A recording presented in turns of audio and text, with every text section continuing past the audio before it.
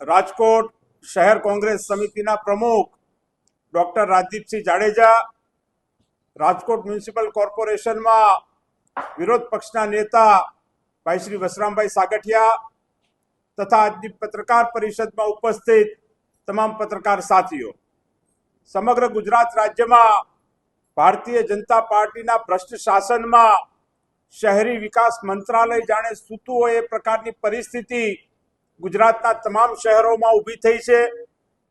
સરકાર જાહેરાત કરતી હોય ક્યારેક કે રાજકોટને રોમ બનાવશું, સુરતને શાંઘાઈ બનાવશું, પરંતુ વાસ્તવિક પરિસ્થિતિ સમગ્ર રાજ્યના શહેરોની આજે ખૂબ દયાજનક બની ચૂકી છે।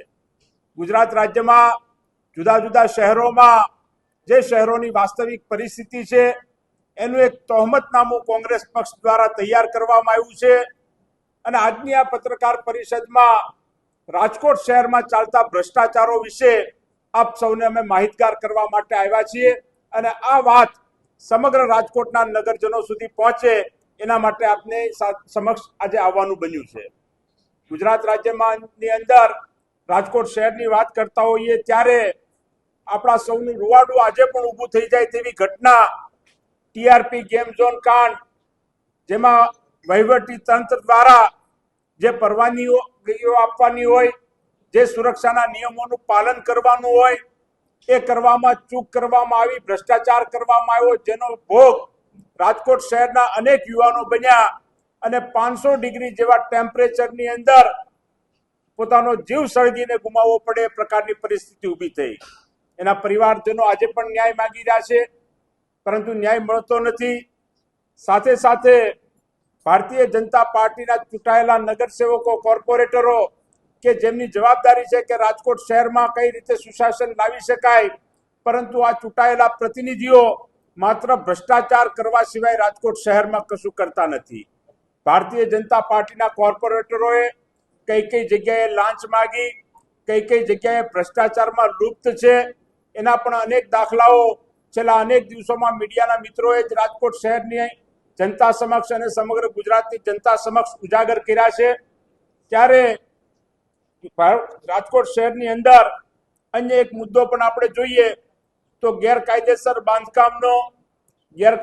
બાંધકામ હોય એની સામે કડક પગલાં લેવાની જવાબદારી સરકારની છે, તંત્રની છે, એ વાત સાચી, પરંતુ ક્યારેય એમાં ડબલ સ્ટાન્ડર્ડ હોવું જોઈએ નહીં। સરકાર માટે તમામ નાગરિકો એક સરખા હોવા જોઈએ।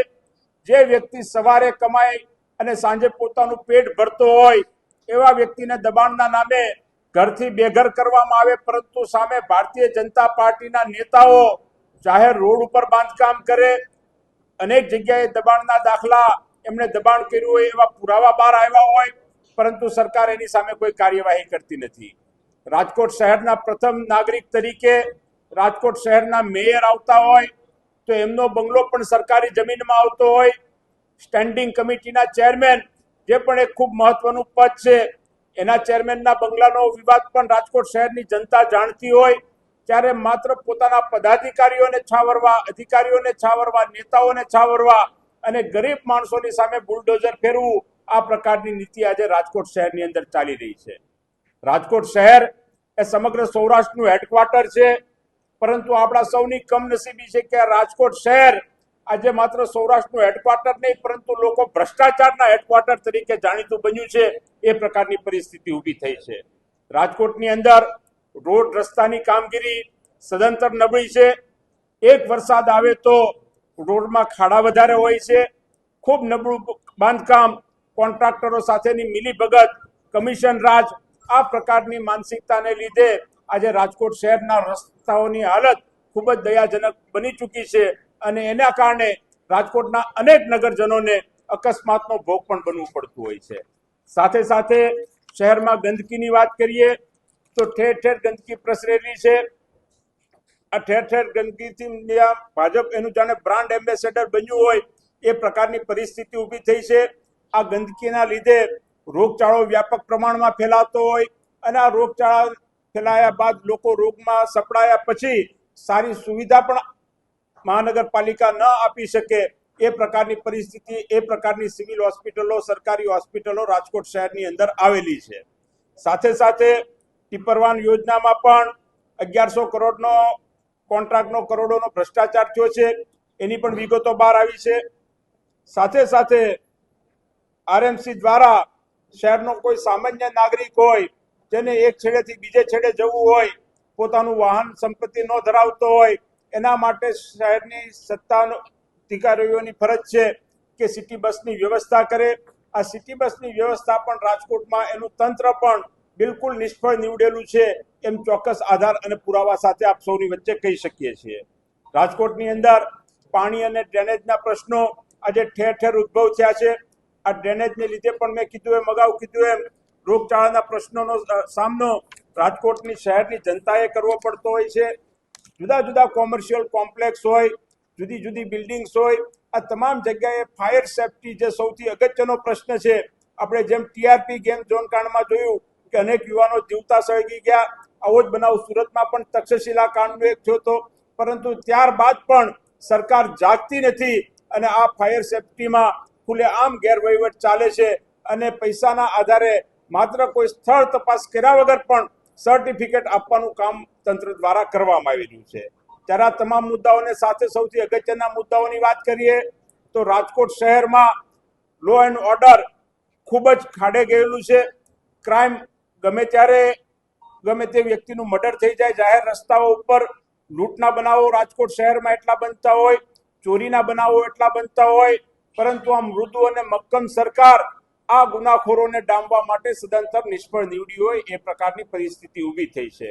આપણી આવનારી પેઢી, આપણા વિદ્યાર્થીઓ, યુવાનો કેમ્પસમાં શિક્ષણ મેળવવા જતા હોય, પરંતુ આ કેમ્પસની અંદર ડ્રગ્સના સકંજામાં સપડાય, આપણી આવનારી પેઢી બરબાદ થાય. ખુલ્લેઆમ જુદા જુદા પ્રકારના ડ્રગ્સ જુદા જુદા કેમ્પસોની આજુબાજુમાં આજે રાજકોટની અંદર ખુલ્લેઆમ મળી રહ્યા છે. ત્યારે આ પ્રકારના તમામ તહોમતનામું આજે રાજકોટ શહેરની જનતા સમક્ષ અમે રજૂ કરવા માંગીએ છીએ અને જનતાની અદાલતમાં જવા માંગીએ છીએ. થોડા દિવસો પહેલા એનએસયુઆઈના મિત્રો દ્વારા રાજકોટના તમામ કેમ્પસોને ડ્રગ્સ ફ્રી કેમ્પસ બનાવવા માટેનો એક પ્રયત્ન કરવામાં આવ્યો. તમામ કેમ્પસોમાં જઈને વિદ્યાર્થીઓને શપથ લેવડાવ્યા કે આ ડ્રગ્સની સામે અમે લડાઈ લડશું. એ પહેલા એનએસયુઆઈ અને યુથ કોંગ્રેસના મિત્રો દ્વારા રાજકોટ શહેરમાં સુશાસન કઈ રીતે લાવી શકાય એ મુદ્દા સાથે એક નિબંધ સ્પર્ધાનું આયોજન કરવામાં આવ્યું. આ નિબંધ સ્પર્ધાની અંદર 450 કરતા વધારે વિદ્યાર્થીનીઓએ ભાગ લીધો અને કઈ રીતે રાજકોટ શહેરની અંદરથી પર્યાવરણને લગતા પ્રશ્નો દૂર કરી શકાય, ક્રાઇમને લગતા પ્રશ્નો દૂર કરી શકાય, આ તમામ મુદ્દાઓ ઉપર પોતાની વાત કરી. ત્યારે કહેવાનો મતલબ એ છે કે સ્કૂલમાં અને કોલેજમાં અભ્યાસ કરતા વિદ્યાર્થીઓ અને વિદ્યાર્થીઓને ખ્યાલ છે કે રાજકોટ શહેરમાં સુશાસન કઈ રીતે લાવી શકાય, તો આ મોટી મોટી ડિગ્રી ધરાવતા ભ્રષ્ટ અધિકારીઓ અને પ્રજાના મતથી ચૂંટાયેલા પ્રજાના પ્રતિનિધિઓ જે સત્તામાં બેઠા છે એને સુશાસન કઈ રીતે લાવી શકાય એ શા માટે સમજાતું નથી.